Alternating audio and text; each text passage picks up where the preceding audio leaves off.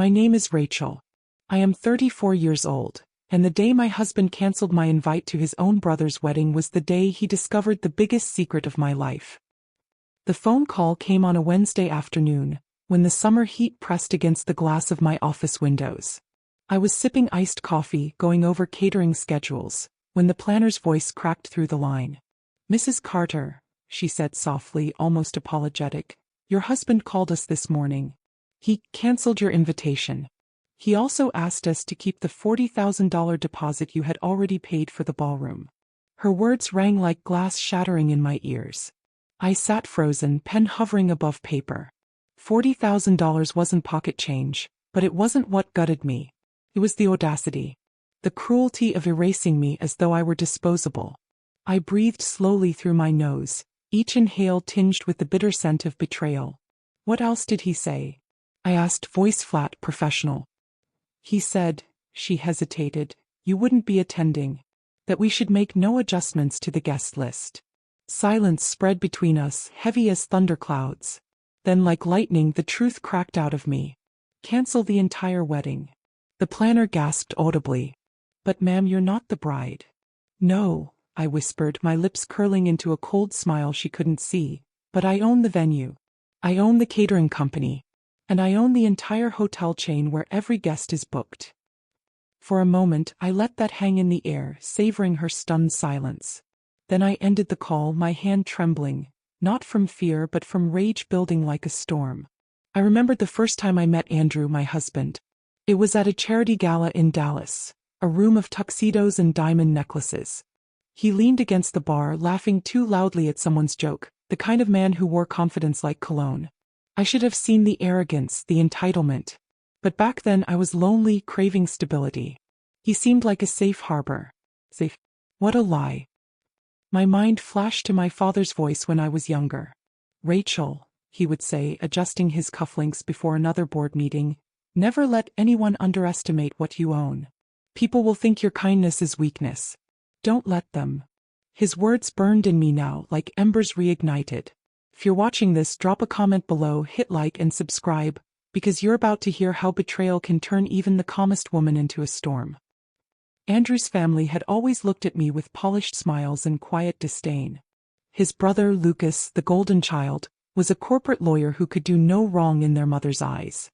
His fiancée, Tiffany, was a woman who spoke in soft, sugary tones that barely disguised her sharp ambition. And then there was his mother, Margaret, a woman who wore pearls like armor and saw me as an outsider from day one. I was the hotel heiress from Houston who had married her son, but to her I was just the girl with money.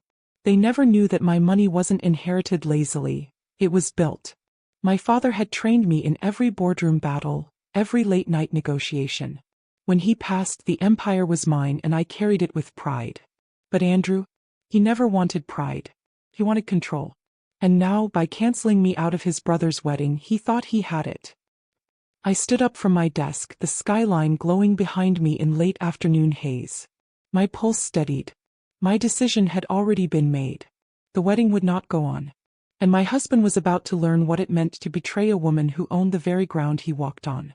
I didn't storm out of my office that day. I didn't scream. I didn't call Andrew to demand an explanation.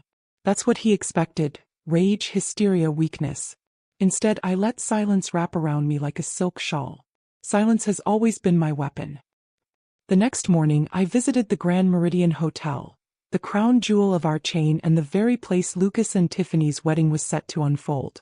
The marble floors gleamed, chandeliers glittered like constellations, and every staff member straightened at the sight of me. They knew who I was. More importantly, they knew who really signed their paychecks. "Cancel every reservation under the Whitmore name," I told the front desk manager, my voice calm but unyielding. "No exceptions. The bridal suite, the guest rooms, the reception hall. Every last one. Full refund to the guests, but not to my husband." His brows knit in confusion, but he nodded. "Yes, ma'am. Consider it done." As I walked through the lobby, I caught sight of a young couple checking in. Their laughter was carefree, like the world couldn't touch them. My throat tightened. I remembered my own wedding day. Andrew had stood at the altar, grinning with the ease of a man who thought he'd won the lottery. My father walked me down the aisle, whispering, You don't need him, Rachel, but if you love him, that's enough. The scent of roses, the shimmer of my dress, the way Andrew's hand squeezed mine, it had felt like security. Now that memory was tainted, stained like wine spilled on silk. By noon, Margaret, the matriarch herself, called me. Rachel, she said, her voice dripping with venom wrapped in sugar. I've just been informed our rooms were cancelled. Surely this is some kind of mistake. I let her hang on the line, savoring her agitation. No mistake. Lucas's wedding will not take place at the Grand Meridian. Her silence was sharp, followed by a hiss of disbelief. Do you have any idea what you're doing? This is my son's wedding. This is my hotel, I said flatly. And the catering company? The ballroom? The staff? Mine. You wouldn't dare, she snapped. You underestimate me, I replied and ended the call. In the quiet that followed, I poured myself a glass of wine at home and watched the afternoon sun slant through the windows. My hand trembled slightly, but it wasn't fear, it was adrenaline. Andrew came home that evening late as always, smelling faintly of cologne and arrogance. He tossed his keys on the counter and didn't notice me at first. Busy day? I asked, keeping my tone casual. He froze, then forced a smile. Just meetings. You know how it is. Meetings. That was his favorite excuse. Funny, I said, sipping my wine. The planner called me today. Told me you cancelled my invitation. His smile faltered. A flicker of panic darted across his eyes before he smoothed it away. Rachel, it's complicated. Tiffany thought it would be awkward you being there. Family politics, you understand. Awkward. My laugh was sharp, humorless. Awkward is asking your wife to pay the deposit, then cutting her out like she's a stranger. He stepped closer, hands raised in mock surrender. You're overreacting. It's just one night. One night. The words slashed through me. One night to erase me. One night to humiliate me. One night that he thought wouldn't matter. But it did. I stood, set my glass down, and met his gaze squarely. The wedding is cancelled, Andrew. He blinked, startled. What are you talking about? I cancelled the venue. The catering. The hotel rooms. Everything. There will be no wedding. His face drained of color. You can't do that. I already did. The silence stretched. His jaw tightened. I could see the storm gathering in him, but for once, it was me holding the lightning. Andrew stared at me as though I'd set fire to the floor beneath him. His lips parted, then pressed shut, his face flushed red. You're insane, he finally spat. Do you realize what you've done? You've humiliated my entire family. Pie family. I shot back, voice low but steady. I'm your wife, Andrew. Or have you forgotten what that means? His laugh was bitter. You're overreacting. It was Lucas's idea. He thought you'd overshadow Tiffany, and honestly, he wasn't wrong. You always have to be in control. The words sliced deeper than I expected. Overshadow. Control. As though my accomplishments, my empire, were burdens he had to drag behind him instead of the life we'd built together. Control. I repeated, my voice shaking, not from weakness but from fury barely contained. You cancelled my invitation and tried to keep my money. That's not control, Andrew, that's betrayal. I walked past him into the living room where a photo of our wedding still sat on the mantel. My eyes lingered on it. The white dress. The vows. The illusion of partnership. Another memory hit me, my mother years ago standing by our kitchen sink telling me, a marriage without respect is a prison, Rachel. And prisons always collapse. Her words had seemed dramatic back then. Now they felt like prophecy. Andrew followed me, his voice sharp. Do you know how ridiculous you sound? Canceling your own brother-in-law's wedding? Do you want people to hate you? I turned slowly, deliberately. They already do, Andrew. Your mother never wanted me at that wedding. Lucas never respected me. Tiffany pretended, but she always looked down her nose. You thought I wouldn't notice? I noticed everything. His mouth opened to argue, but I cut him off. This isn't about them. This is about you. You erased me. You tried to erase your wife from your life in front of your family, and you thought I'd just sit quietly while you laughed behind my back. That night, sleep didn't come easy. I lay awake, the shadows of the ceiling shifting, my mind racing with images of what was to come. Would Lucas rage when he discovered the ballroom locked? Would Tiffany cry when the flowers never arrived? Would Margaret call me every vile name she'd been too polite to say aloud? Yes. And I would let them. Because power isn't loud, it's quiet. It's a phone call here, a signature there, a single word whispered into the right ear. And I had all of it. The following day, I drove to my father's old estate on the edge of Houston, the place I often visited when I needed clarity. The gates creaked open and the smell of pine trees and aged stone filled the air. Standing in his study, surrounded by leather-bound books and the faint aroma of cigar smoke still clinging to the walls, I could almost hear his voice. Don't waste time fighting battles in other people's arenas, Rachel. Build your own.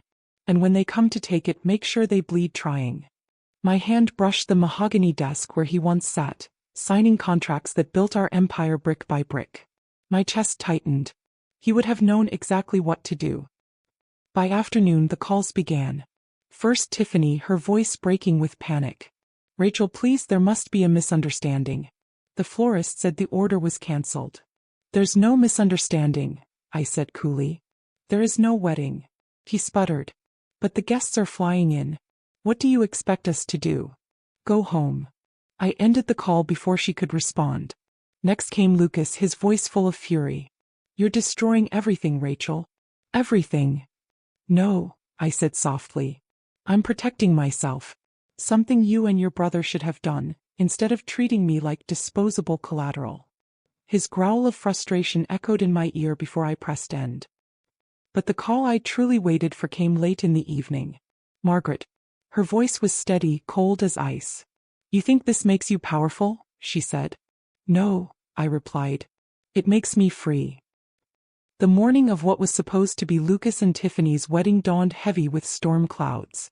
Rain slicked the streets, thunder rumbled low, and I couldn't help but think the sky itself was echoing my fury. By then the dominoes had already fallen. The florist had cancelled. The caterers had packed up. The ballroom stood locked, its chandeliers glittering in the dark silence of an unused hall. And at the Grand Meridian, guests arriving from out of town were being politely turned away. I drove past the hotel that morning, slowing just enough to see the chaos unraveling. Men in tuxedos huddled under umbrellas. Women in silk dresses shouted into phones. Luggage piled at the curb as frustrated relatives demanded answers from staff who only shook their heads and repeated, "We're terribly sorry. Your reservation no longer exists." You should have hurt me, maybe even shamed me. Instead, I felt a strange calm settle over me like the eye of the storm. They had erased me, but I had erased their perfect day. At home, Andrew was pacing. His hair was disheveled, his phone glued to his ear. "No, Mom, I'm trying to fix it," he barked. "Just stay calm, all right?" When he hung up, he turned to me with fire in his eyes. "Do you have any idea what you've done? Lucas wants to sue. Tiffany's family is threatening to pull out of his firm's investment deal. My mother says she'll never forgive you." I leaned against the doorway, arms folded. "And what about you, Andrew? Do you forgive yourself?" His jaw tightened. "For what?" "For betraying me." The silence between us stretched long, jagged, dangerous. He finally exhaled, shoulders sagging. "Right, I didn't think it mattered. It was one wedding. I thought keeping you away would make things easier." "Easier for who?" I demanded. "For Tiffany, who couldn't stand my presence. For Lucas, who's resented me since the day I married you. Or for your mother, who's wanted me out of the picture since the moment she laid eyes on me." My voice cracked, but I didn't back down. "You didn't just cancel my invitation, Andrew. You canceled me. And you expected me to sit quietly, pay the bills, and smile." He didn't answer, and in his silence I remembered something else. Something buried.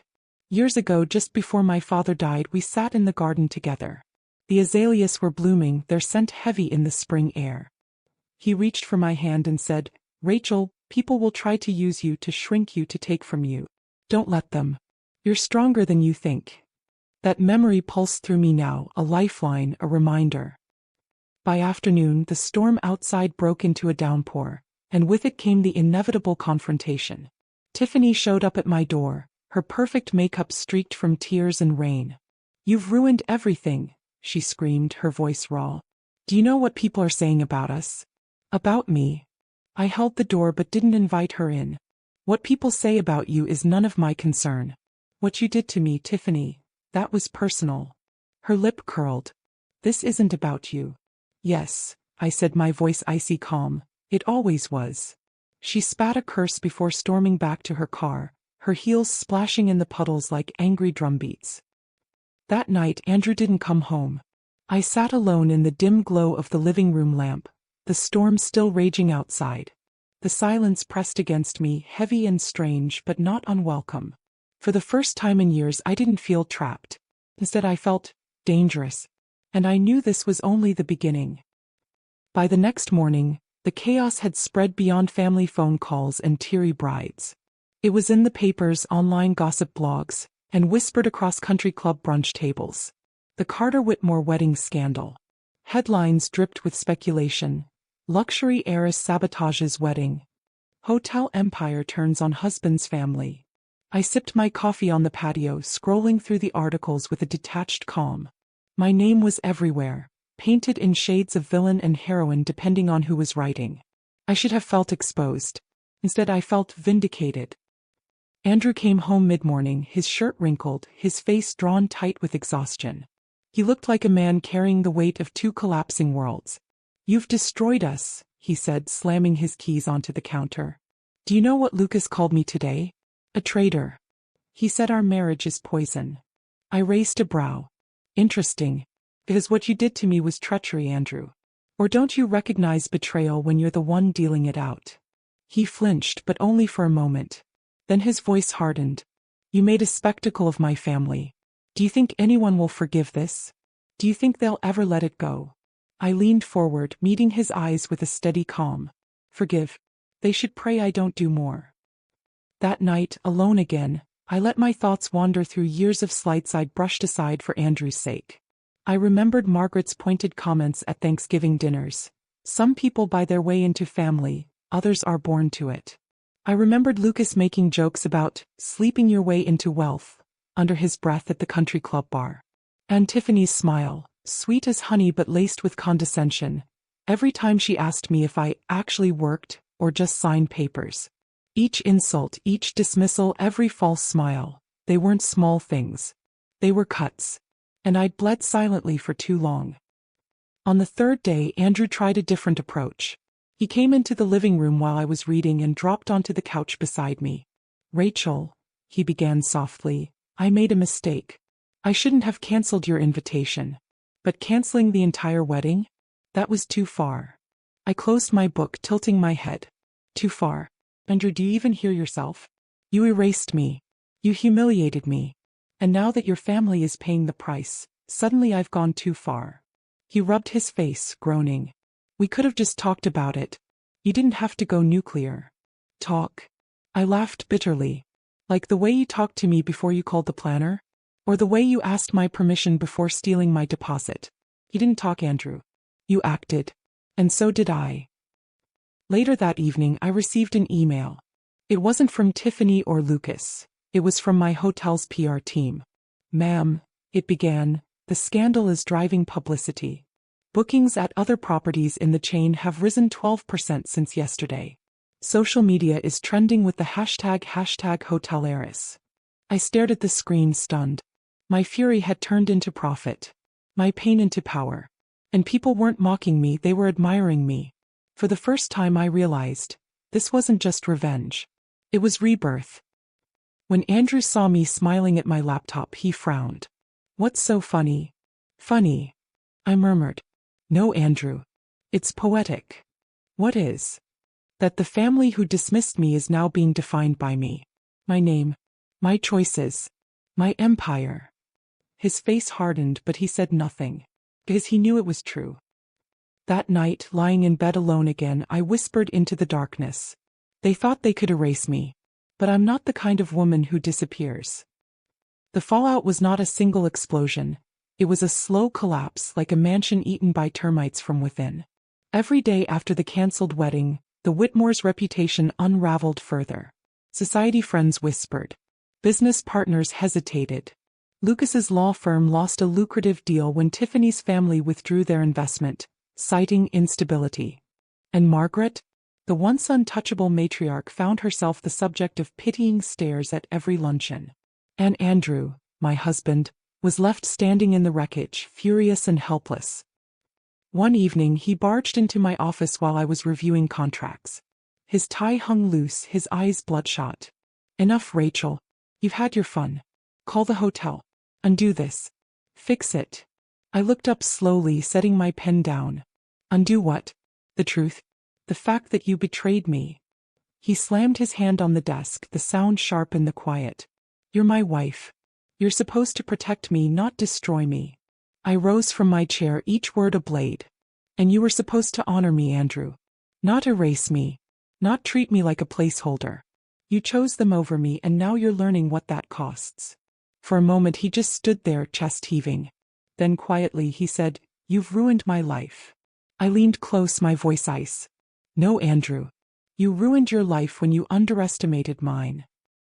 Days turned into weeks and the scandal cooled, but the scars remained. Tiffany and Lucas fled town for a quick courthouse ceremony, small and joyless. Margaret stopped calling entirely, her silence the loudest confession of all. And Andrew? He packed a bag one night and left. No goodbye, no explanation. Just silence, the same weapon I had once wielded. Only now it cut him instead of me. At first, I thought I'd crumble under the emptiness of the house. But strangely I didn't. I felt lighter, freer. My mornings were no longer filled with tension, my nights no longer haunted by the fear of disapproval. Instead, I poured myself into my empire. Meetings, expansions, new contracts. The scandal had given me a strange kind of fame, and I wasn't about to waste it. #HotelHeiress was more than a hashtag. It was a symbol. A reminder to every woman watching that silence can be shattered and power reclaimed. Still, in quiet moments, the pain lingered. There were nights when I'd sit on the patio with a glass of wine, the hum of cicadas filling the air, and wonder how it had come to this. I remembered Andrew laughing at that charity gala when we first met, his hand warm on my back as he led me to the dance floor. I remembered believing for a fleeting moment that he was the man who would stand beside me forever. But illusions are fragile things. One phone call was all it took to break it. And yet, I didn't regret it. Not the wedding cancellation. Not the scandal. Not even the end of my marriage. Because in the ashes of it all, I found something I thought I'd lost. Myself. As I sit here now telling you this story, I know one truth above all others. Betrayal may break your heart, but it doesn't have to break you. So if you're watching this, have you ever faced betrayal? Share your story in the comments. And don't forget to subscribe. I smile, a quiet, steady smile, and whisper into the night. Never erase a woman who owns the ground you walk on. Never underestimate a woman's power.